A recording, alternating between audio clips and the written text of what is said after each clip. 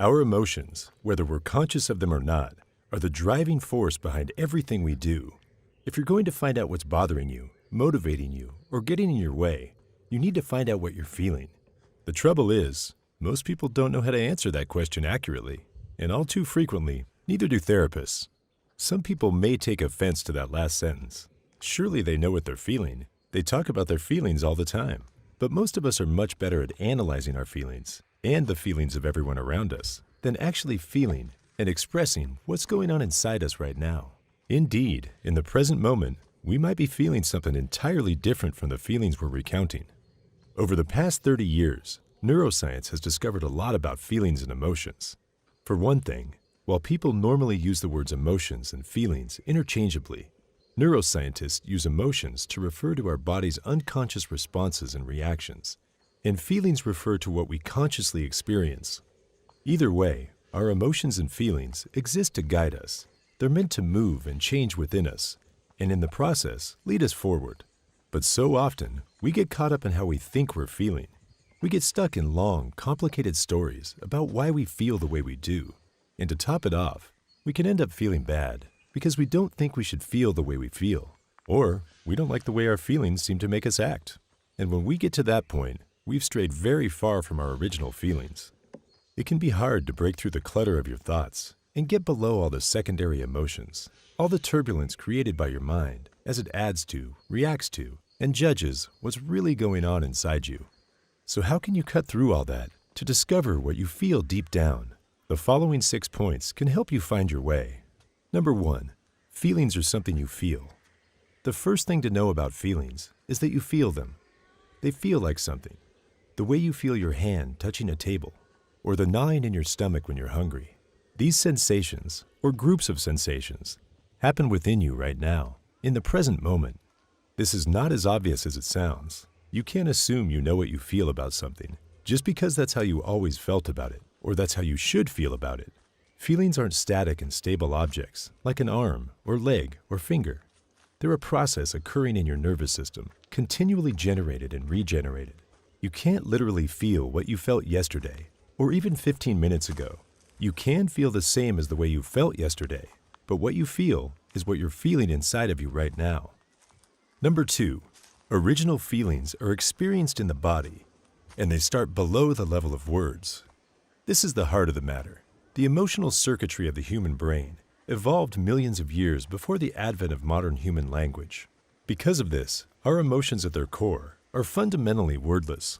They're more like music, which is why music moves us so much, and why movies add soundtracks to enhance their emotional impact. Feelings start out below the level of words as bodily sensations of varying intensities whose purpose is to signal you about something important happening in your internal state. For that reason, there's something you experience in your body. Heartache feels like heartache. When you're angry, you can feel it in your shoulders and back, the way your facial muscles move, and the tension in your arms and hands. Much subtler and softer feelings are felt in the same way. We're just not accustomed to noticing them that way. That's because our minds very quickly interpret these bodily signals to tell us what we're feeling and why we're feeling it. Sadly, very often, our cognitive minds get it wrong, leading us to become aware not of what we feel, but of what we think we feel, or what we think we should feel. Number 3, feeling is slower than thinking. This may be surprising. Aren't feelings quicker?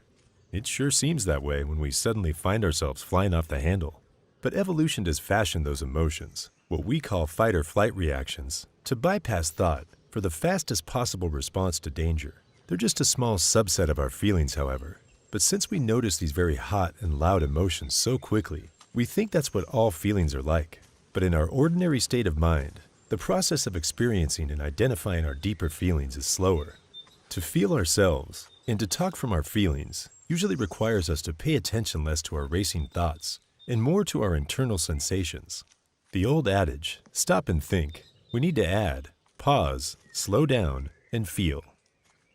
Number 4, feelings often originate as bodily sensations in the center of your body or images attached to those sensations. As noted before, your original feelings don't begin as words, but as bodily sensations, but not just anywhere. Generally, they appear first in the center part of your body, somewhere in your chest, stomach, or abdomen. They can also start as a feeling in your throat or a teary feeling behind your eyes. But however or wherever you feel them, they're a visceral sensation. Let's take a sudden sinking feeling. Where do you feel a sudden sinking feeling? If you were asked to point to it, it would probably be somewhere around your navel.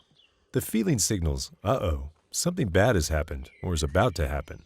Maybe it originated with some tree-swinging ancestor who reached for a tree limb and missed. But feelings don't have to be so well-defined. They can be simpler and more global. I feel weighed down is a feeling. So is its opposite, I feel like weight's been lifted from my shoulders? Some feelings are like images, which is another way our brains process experience. Unlike paintings or movies, however, these images have a visceral, felt quality. For example, a dark cloud has come over me. Or, it's like there's a wall around my heart.